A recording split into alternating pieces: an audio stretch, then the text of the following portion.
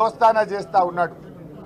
ఇవాళ నేను అడుగుతా ఉన్న రేవంత్ రెడ్డి గారిని, మొదటి రోజు శాసనసభకు రేవంత్ రెడ్డి అదానీల అక్రమ సంబంధం మీద ఈ శాసనసభలో చర్చ జరగాలని, ప్రజలకు నిజాలు తెలవాలని, అదానీ రేవంత్ రెడ్డి అక్రమ సంబంధాల మీద టీషర్ట్లు వేసుకొని మేము అసెంబ్లీకి వచ్చాం. దానికి భయపడిపోయిన రేవంత్ రెడ్డి గారు మమ్మల్ని శాసనసభలోకే రానియకుండా అడ్డుకున్నాడు. ఇవాళ రాజ్భవన్ కు ఏం మాట్లాడుతున్నాడు? మీ రాహుల్ గాంధీ, మీ ఏఐసిసి అదానీని తిట్టండి, అదానీని ప్రశ్నించండి, అదానీ అవినీతి గురించి మాట్లాడమంటే పాపం అదానీ మీద మాట్లాడాలంటే రేవంత్ రెడ్డికి భయం అవుతా ఉన్నది. అదానీ మీద ధైర్యం జాలతలేదు మాట్లాడడానికి. రాజ్భవన్ ముంగటపై కూడా మళ్ళా బీఆర్ఎస్ పార్టీ గురించే మాట్లాడుతున్నాడు, కేసీఆర్ గురించే మాట్లాడుతున్నాడు ఆయన. నేను అడుగుతా ఉన్నా, నీ పోరాటం ఎవరి మీద? నీ పోరాటం అదాని మీద అయితే మమ్మల్ని మొదటి రోజు అసెంబ్లీకి రాకుండా ఎందుకు అడ్డుకున్నావు? అసెంబ్లీలో చర్చ చేయాలి, అదానీ రేవంత్ రెడ్డి అక్రమ సంబంధాలు బయటపడాలనే మేము మొదటి రోజు వచ్చాం. అంటే నువ్వు అదాని మీద పోరాడే ధైర్యం నీకు లేదు. నిజంగా నీకు నిజాయితీ ఉంటే దావోస్లో 12,400 కోట్ల రూపాయల అగ్రిమెంట్లు నువ్వు అదానితో చేసినావు, అదానితో దోస్తాను చేసినావు, అదానితో అలాయ్ బలాయ్ చేసినావు. నీకు నిజాయితీ ఉంటే, నువ్వు చేసిన ధర్నా నిజమైతే, నువ్వు రాహుల్ గాంధీ గారు ఇచ్చిన అదానీ మీద పోరాటం నిజమైతే వెంటనే ఈ అగ్రిమెంట్లన్నీ రద్దు చేయాలని బీఆర్ఎస్ పార్టీ డిమాండ్ చేస్తూ ఉంది. ఇలా అదానీ గ్రీన్ కు 5,000 కోట్ల రూపాయలు 2 పంపింగ్ హౌసెస్ కట్టడానికి అగ్రిమెంట్ చేసినావు. ఏది?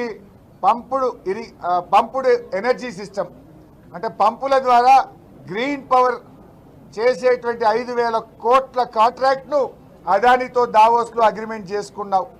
అదేవిధంగా 100 మెగావాట్ల డేటా సెంటర్కు కూడా 5,000 కోట్ల రూపాయలతో మీరు అగ్రిమెంట్ చేసుకున్నారు. అదేవిధంగా 1,400 కోట్ల రూపాయలతో సిమెంట్ ఫ్యాక్టరీ పెట్టడానికి అదానితో మీరు అగ్రిమెంట్ చేసుకున్నారు. అదేవిధంగా అదానీ డిఫెన్స్ స్పేస్ 1000 కోట్ల రూపాయలతో మరి సెంటర్ డ్రోన్ అండ్ మిసైల్ ఫెసిలిటీకి సంబంధించిన అదానీ కంపెనీతో 1000 కోట్ల రూపాయలు అగ్రిమెంట్ చేశారు. మొత్తం కలిపి అదానీతో 12,400 కోట్ల రూపాయలు అగ్రిమెంట్లు చేశారు. రేవంత్ రెడ్డి, నీ మాటల్లో నిజాయితీ ఉంటే 100 కోట్లు ఎట్లా వాపస్ ఇచ్చినవో ఈ 12,400 కోట్ల రూపాయల అగ్రిమెంట్లు తక్షణమే రద్దు చేసుకొని నీ నిజాయితీ నిరూపించుకోవాలి. లేదంటే నీ మాటల్లో నేతి బీరకాయలో నెయ్యి ఎంత నిజమో రేవంత్ రెడ్డి మాటల్లో నిజమంతా అని ప్రజలు గ్రహిస్తారు. నువ్వు బయటనేమో కుస్తీ పడ్డట్టు చేస్తున్నావు, లోపలనేమో దోస్తానా చేస్తున్నావు. మీకు రామన్నపేటలో డ్రై పోర్ట్ కోసం ల్యాండ్ ఇస్తే అక్కడ ఇవాళ సిమెంట్ ఫ్యాక్టరీకి నువ్వు అనుమతిస్తా ఉన్నావు.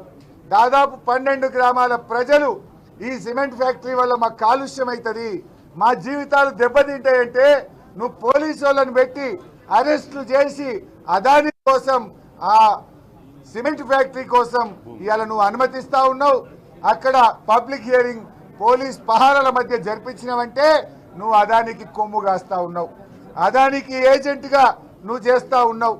నిజంగా నీకు చిత్తశుద్ధి ఉంటే, నువ్వు అదానికి కొమ్ము గాయడం లేదంటే ఆ ప్రజల కోరిక మేరకు సిమెంట్ ఫ్యాక్టరీకి వెంటనే అనుమతులు రద్దు చేయాలని చెప్పి మేము ఈరోజు డిమాండ్ చేస్తూ ఉన్నాం. ఇవాళ రోడ్డు పైన సర్కస్ ఫీట్లు చేయడమో, ఈ డైవర్షన్ పాలిటిక్స్ చేయడమో ఇది ప్రజలు గమనిస్తున్నారు. ఇది నీ యొక్క డబుల్ ఎడ్జ్డ్ పద్ధతులకు ఇది నిదర్శనం. ఇవాళ రేవంత్ నువ్వేమన్నావు? ఇవాళ రాజ్భవన్ దగ్గర మాట్లాడుతూ అదానీ ఈ దేశ పరువును ప్రపంచానికి తాకట్టు పెట్టిండు, ఈ దేశం యొక్క ప్రతిష్ట అదానీ మంట కలిపిండు అని రేవంత్ రెడ్డి గారు రాజ్భవన్ ముందు మాట్లాడిండు. ఒకవేళ నీ మాటలు నిజమైతే రేవంత్ రెడ్డి, నువ్వు రాజ్భవన్ ముందు మాట్లాడింది నిజమైతే, నీ మాటల్లో నిజాయితీ ఉంటే, ఒకవేళ అదానీ ప్రపంచానికి భారతదేశ పరువును తాకట్టు పెట్టిండని నువ్వు అన్నది నిజమైతే, మరి ఆ అదానీకి రెడ్ కార్పెట్ వేసి నువ్వు తెలంగాణ పరువు కూడా మంట కలిపినావు కదా. నీ నాయకుడు రాహుల్ గాంధీ పరువును కూడా నువ్వు మంట కలిపినావు కదా. అదానీ ప్రపంచం ముందు భారతదేశ పరువు తీస్తే ఆ అదానికి దాసోహం అయ్యి ఆ అదానికి సిమెంట్ ఫ్యాక్టరీకి భూములు కట్టబెట్టి ఆ అదానికి 12,400 కోట్ల రూపాయల అగ్రిమెంట్లు చేసి ఈ రాష్ట్ర పరువును రాహుల్ గాంధీ పరువును ఇవాళ రేవంత్ రెడ్డి తీసింది నిజం కాదా అని చెప్పి నేను అడుగుతా ఉన్నా.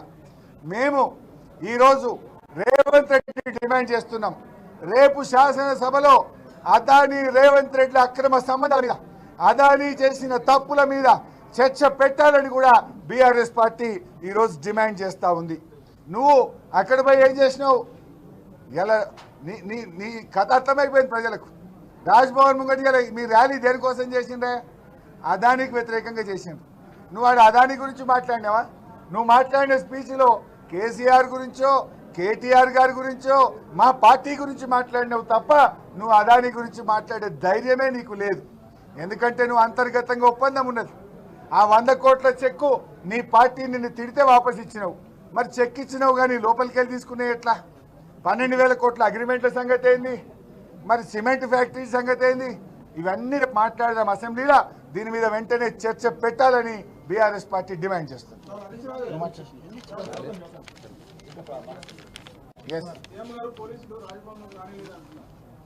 ఇది పెద్ద జోక్ కాదే. ఇలా సీఎంఏ ట్రాఫిక్ జామ్ చేసిండు, ఒక ముఖ్యమంత్రి ఈ రోజు ట్రాఫిక్ జామ్ చేసిండు. ఇలా పోలీసులు సివి ఆనంద్ హైదరాబాద్ నగర పోలీస్ కమిషనర్ చట్టానికి లోబడి రాజ్యాంగానికి లోబడి ముఖ్యమంత్రి గారి మీద ఆ ధర్నాలో పాల్గొన్న అందరి మీద కేసులు పెట్టాలి కదా. మా మీద చీటికి మాటికి లేని అక్రమ కేసులు వెతికి పెడుతున్నావు కదా సివి ఆనంద్. నీకు ధైర్యం ఉంటే చట్టం అందరికీ సమానమైతే చట్టం కాంగ్రెస్ పార్టీకి చుట్టం కాకపోతే ఇవాళ ముఖ్యమంత్రి మీద ధర్నాలో పాల్గొన్న అందరి మీద కూడా ఇవాళ కేసులు బుక్ చేయాలి. Thank you.